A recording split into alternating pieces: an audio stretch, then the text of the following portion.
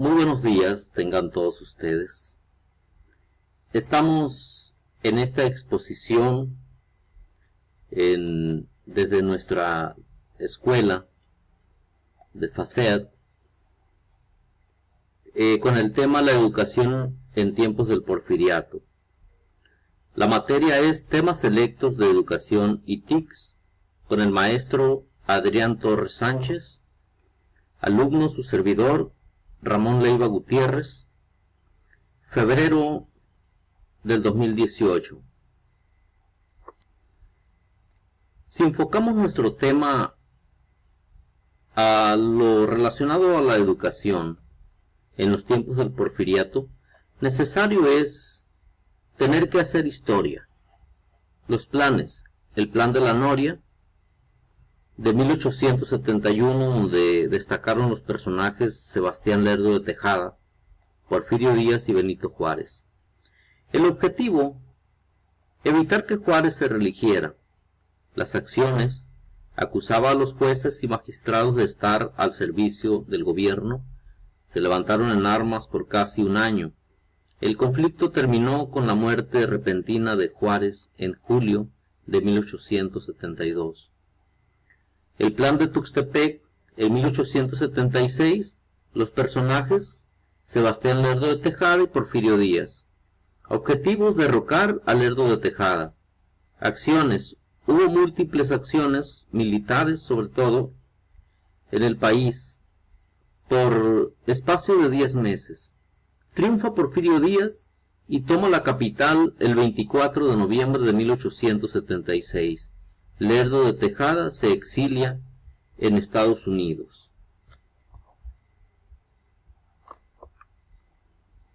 Características del Porfiriato: modernización del país, construcción de 19.000 kilómetros de vías férreas, puertos, telégrafos, alumbrado público, desarrollo agrícola, paz, orden y progreso.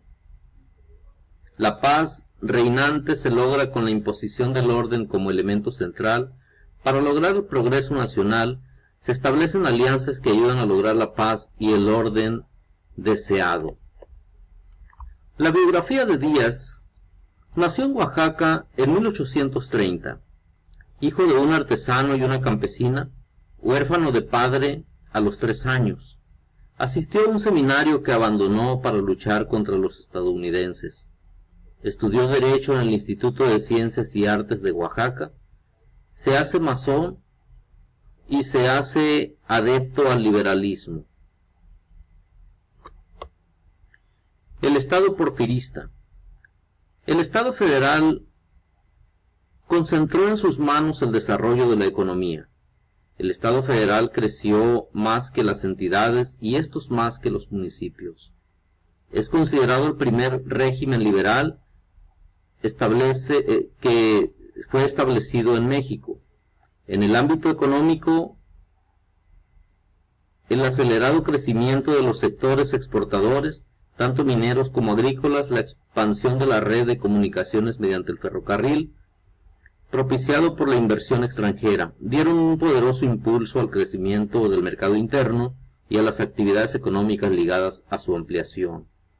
Se identifican 2 fases en la evolución económica: la primera, que abarcó la modificación del sistema tributario y reducción de gastos, y la segunda se caracterizó por un superávit presupuestario e incremento de inversiones estatales. Caída social y política del Porfiriato. Las formas de dominación en la sociedad tradicional. Al principio del Porfiriato desde luego, existía una sociedad tradicional con comunidades campesinas e indígenas, y sus autoridades también desempeñaban un papel importante, y una iglesia que representaba el primer cuerpo de una autoridad vertical y autoritaria. El pueblo obedece, la élite construye una nación, ordena, manda, la iglesia valida a la élite, y el poder se rolaba y se ejercía por ellos. La modernización vuelve a poner en marcha el proyecto liberal que apuntaba al pueblo. Existe la figura del cacique que ayuda a mantener el orden de la dictadura. Continuamos. Los tipos de trabajadores y hacienda. Por ejemplo, están los peones de residencia permanente y eran trabajadores agrícolas, vaqueros, pastores y artesanos. Su primera obligación era trabajar los recursos del hacendado. Trabajadores temporales. Estos trabajaban por ciertos periodos del año, realizaban la mayor parte del trabajo. Los arrendatarios rentaban tierras para labrar, medieros o aparceros. La jerarquía de los grupos sociales era muy diversa y compleja. Estamos narrando en este espacio parte de la historia de nuestro México, del México del pasado, antes que dio origen a los principios revolucionarios. A continuación les mostramos un video sobre el tema. Nací en Oaxaca y a los 16 años entré al seminario, pero lo abandoné para ingresar al Instituto de Ciencias y Artes de Oaxaca. Al salir, reuní a Juan Álvarez, quien dirigía la revolución de Ayutla en contra de Santa Ana. Cuando Santa Ana fue derrotado, Benito Juárez fue gobernador de Oaxaca y yo fui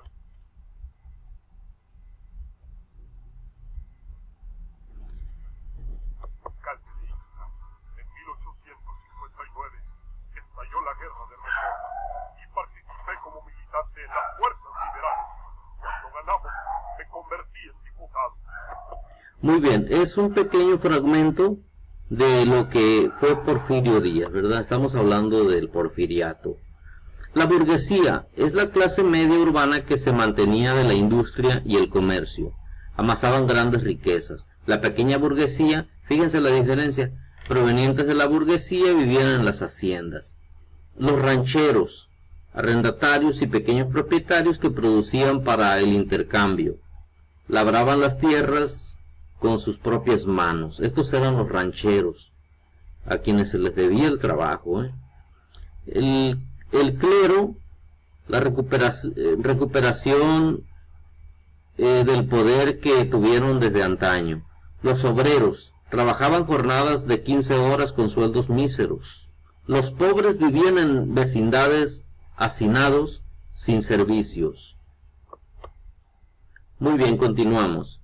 Comuneros de zonas indígenas trabajaban para el autoconsumo, marginados social y económicamente, vivían aislados y conservaban sus costumbres. Nunca recibieron los beneficios del progreso del porfiriato. El positivismo. Aquí empieza otra etapa de nuestro país que necesario es resaltar en esta transmisión o en esta exposición. El positivismo. Por lo que toca a la educación, que es el tema que nos ocupa, también estaba caracterizada por la desigualdad. Se centró en las clases medias y altas. O sea, el pobre no tenía derecho. El positivismo fue la línea liberal educativa que fue introducida por Gavino Barreda. Se implementa el positivismo desde 1867 con las leyes de reforma, cuando surgen las leyes orgánicas de educación pública. El orden, el progreso y la paz eran símbolos que los hombres educados en el positivismo veían en Porfirio Díaz. O sea, era una educación encauzada. La educación pública, compañeros presentes, compañeras, invitados especiales, nuestro maestro Adrián Torres, bienvenidos. La educación pública, en este apartado diríamos que Joaquín Baranda, ideólogo e impulsor de la política educativa, imprimió el positivismo, organizó congresos para buscar soluciones en los problemas pedagógicos. Se impulsó la preparación para los maestros de primera de primaria y se construyeron gran cantidad de escuelas. Se creó un enlace entre la primaria y la preparatoria. Decadencia, movimientos sociales de finales del régimen. Oposición a Díaz. La crisis política y social del periodo de 1904 a 1910 permitieron el surgimiento de una oposición abierta de las nuevas clases sociales, burguesía, clase media y proletariado, en contra de la dictadura. Se cuestionaban las marcadas desigualdades sociales y a proponer reformas necesarias para dar solución a los problemas de pobreza, desigualdad, injusticia y falta de libertad. El Partido Liberal Mexicano tiene su origen en el primer Congreso Liberal que se llevó a cabo en 1901. Se oponía a la reelección de Díaz y se negaba a la sucesión de Bernardo Reyes o Limantur. Asistentes al primer Congreso Liberal: Ricardo Enrique, Jesús Flores Magón, Juan Saravia, Camilo Arriaga, Librado Rivera, entre otros. Ahí estaba también Librado Rivera. Había otros de menor importancia. El movimiento maderista consistió en lo siguiente. Madero publica el libro La sucesión presidencial en 1910, que buscaba una transformación pacífica del sistema mediante el respeto al voto. Afirmaba que hacía falta un régimen democrático representativo y plural que enmendara los males ocasionados por la modernización vertical.